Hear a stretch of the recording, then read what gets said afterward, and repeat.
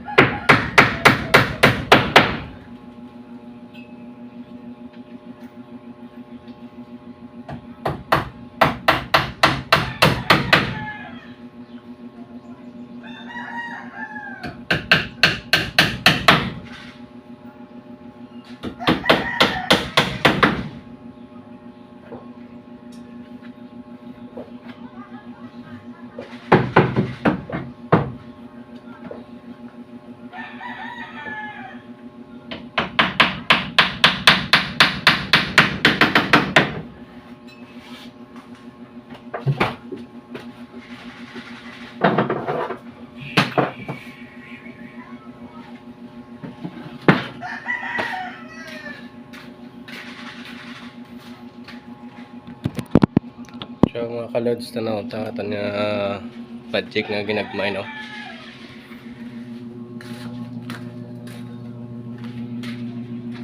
Mga kalods, no? Atong project nga cabinet. Mga lods. Butang kita diri mga lods nga halangiran sa mga bayo. Pwede kita din, no? Butang tadi sang 4 feet na di mga lods, eh. No? Dito ang butang sa mga hinangan at nga bayo. So yun, ang dalawang mga kalods para ginopen ta lang ni. Open lang ning mga dalawang mga kalods, no? Kaya mabutang kita di mga siminto pa tadi, flooring. Butangan ka mga sapatos tadi, no? Para maglapta. So muna yung mga lods ang project, no? Cabinet nga gamay. Ang kulang ta is pertahan na lang. Ang aton nga plywood 3/4 DIY nga daan ta nga mga plywood nga pull out napuslan ta pa. Mga kalods. So lason nga video mga lods, follow lang akon nga Facebook, Rasalas na Butch, ang akon nga YouTube channel Pansky Vlog TV, mga kalods. So gamay lang ang project pero pati kauti mga kabinet ang kapoy na mga lods mong lagari ka ngayon manumano lang kita kapang lagari mga lods, no? Kita grinder nga pang cutting.